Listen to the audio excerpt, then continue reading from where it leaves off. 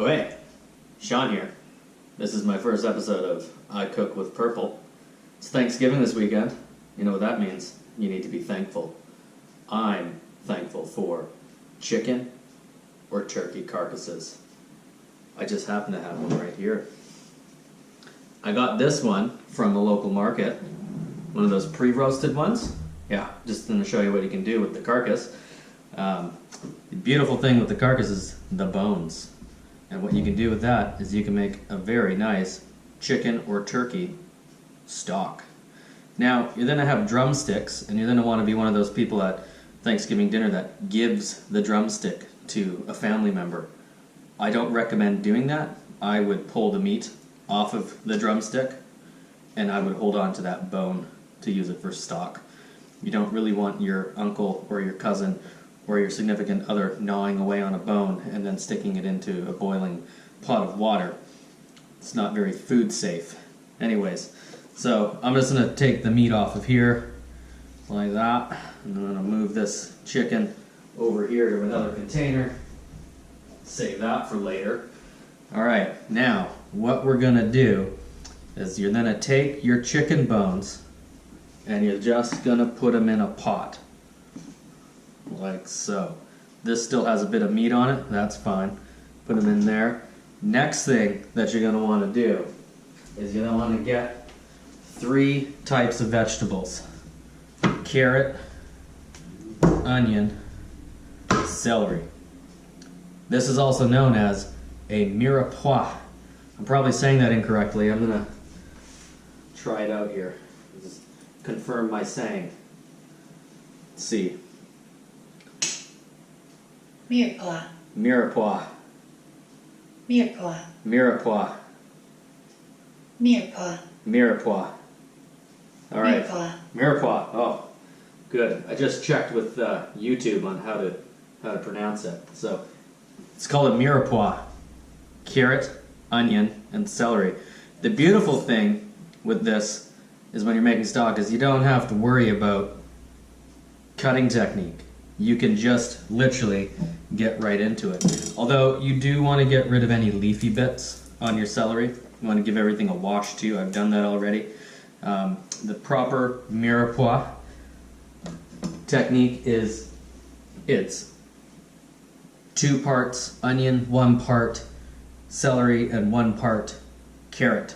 So essentially, if you have 2 cups of onions, you're going to want 1 cup of celery and 1 cup of carrot.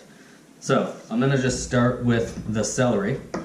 Like I said, it doesn't have to be fancy, because literally we're just going to be sticking it right into the pot with the bones.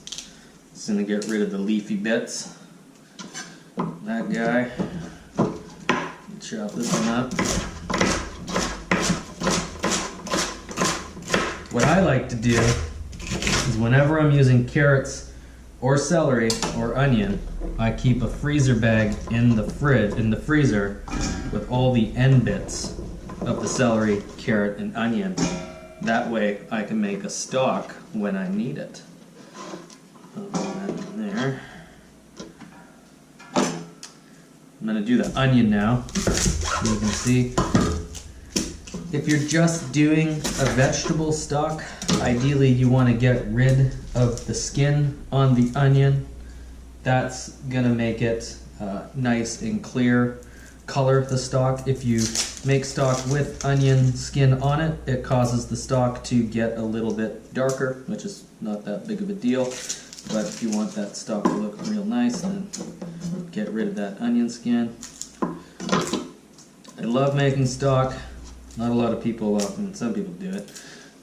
Nice thing is you can just freeze it and you can use it whenever. This is being very finicky. We'll just chop up this onion here. Again, technique doesn't matter. I'm going to hold on to this end and put that up there. Pop this in here.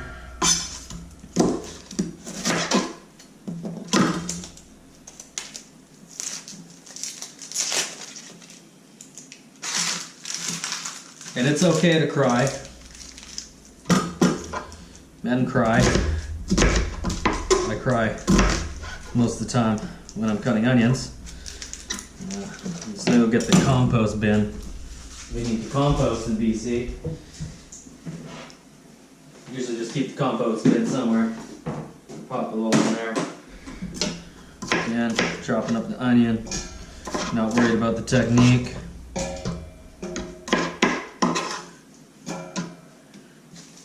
I'm just gonna do this a little bit quicker, just so we can keep moving here.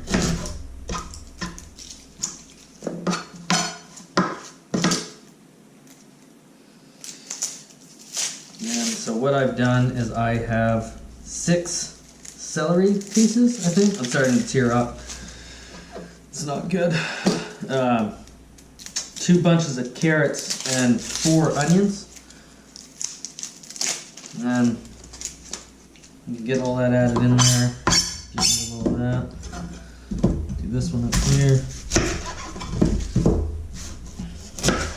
Oh, it's really hitting me now.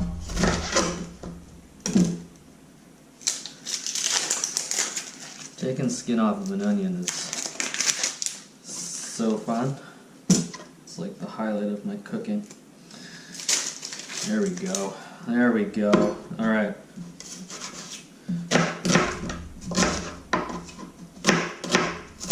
Again, almost cut myself. Technique is not an issue.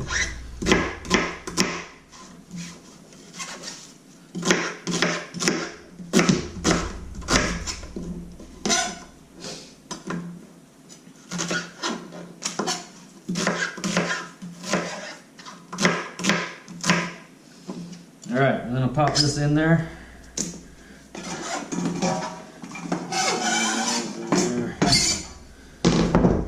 Now we're going to do the carrots. And technique.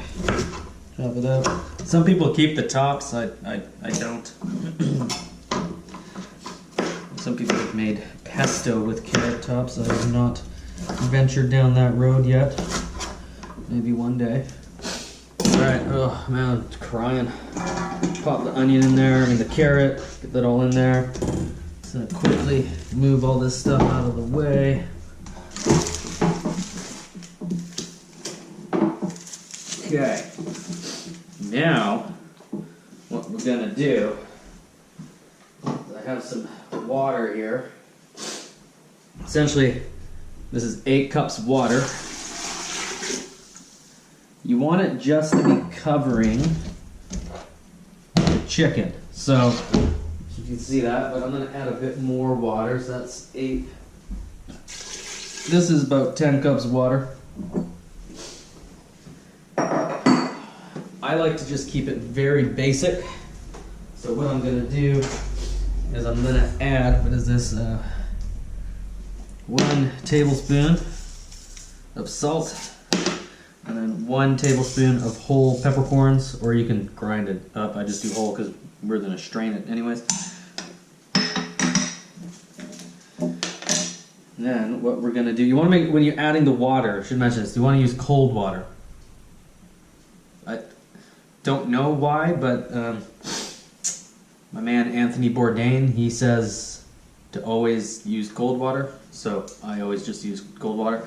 And there's kind of 2 ways you can do this. You can make it real quick. You can just bring it to a boil and have it boiling and at pretty high temperature for about 30 minutes. Or if you're at home and it's like after Thanksgiving and you're just hanging out, lying on the couch for whatever reason, food coma, maybe you indulged a bit too much, you can just let it simmer for, I don't know, 2 hours, 3 hours. Until the whole house starts smelling like it. That's what you want. So what I'm going to do is I'm just going to put it at medium high. In numbers, that's a 7 for me here. Goes to 9. I think that's medium high. And I'm just going to let this kind of boil, or pardon me, not boil, roll, simmer for about, I'm going to do it for about 2 hours. And then from there, I'm going to let it cool. I'm going to strain it. I'll show you how I do that. And then what I'm going to do is I'm going to add the stock to these dope Epicure. Yeah, I just said these muffin tins are dope. They're silicone, so they freeze great. So I'm going to freeze the stock. Each of these little guys here are half a cup. So 2 of these would be a cup for those keeping score at home. Also, a lot of recipes calls for 2 cups chicken stock or like 4 cups chicken stock. It's great. You can just pop them out, put them in the freezer in another bag, and you can whip them out and you can add them to whatever you want. So I'm going to make, how many are on here? 10, 6, 12. This would be 12 little pucks hopefully out of there, and anything left over I will freeze in a different manner. But yeah, so once this is going, we will come back and I'll show you how I strain the stock. All right.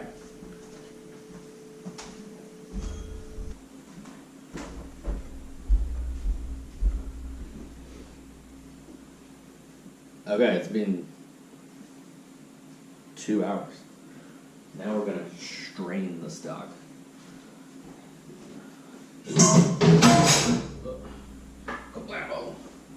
Alright. So, you're gonna want to get another big pot of it.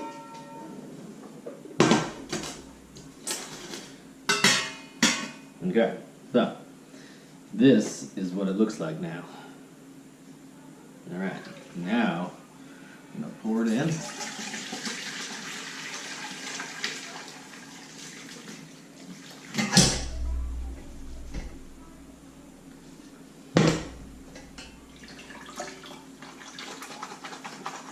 Give it a good shake. Get it all out of there. Now, you can do 2 things here. You can either just use this right away, or if you have a oat bag or a cheesecloth, you can strain it once more to get more stuff out of it.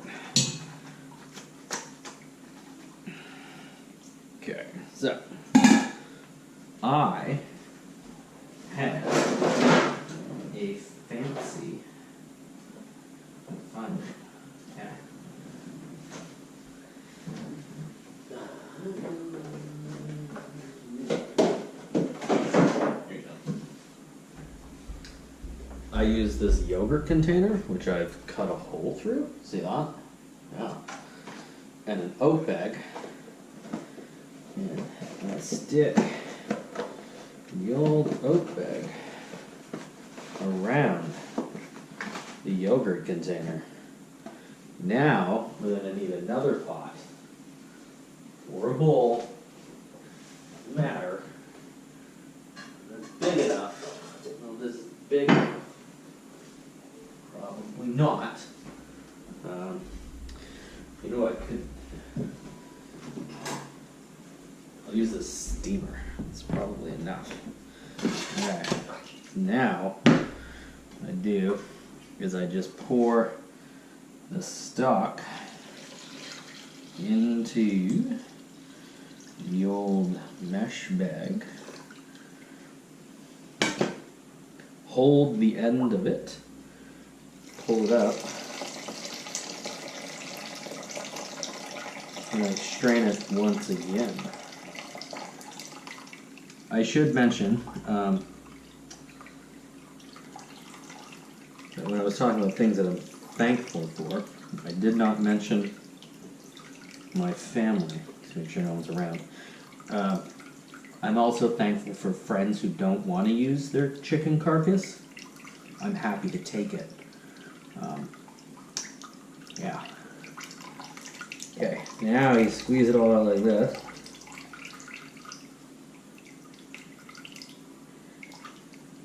So, if you just froze it from that first strain, it's gonna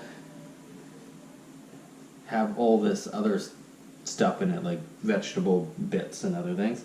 So I do recommend, if you can, maybe get another strainer, or a almond or a oat bag or a cheesecloth, and strain it once more. Okay, now what we're gonna do is, this over here, get rid of that. So this is 1 cup, or pardon me, half a cup, and I'm just going to pour it. So they're just shy of 1 cup, or half a cup. So it's no problem. I'm also realizing right now that maybe I should have put something underneath it because it might be difficult to pick up.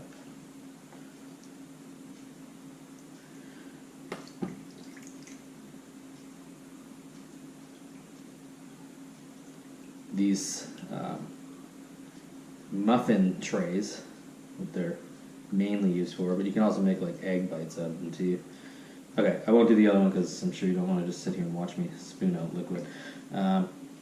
Yeah, so that's how I use my chicken or turkey carcass.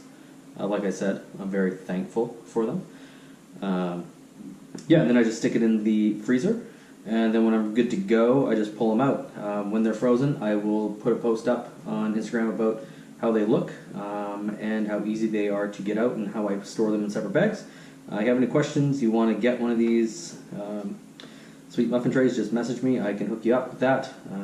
Message me here on YouTube or even just on Instagram. All right, thanks for joining. Hopefully I'll be able to do another one of these next week. I'm thinking about doing donair. So it'd be like donair. Who doesn't? I guess vegetarians. But it could change you. Could change you. Okay, see you later.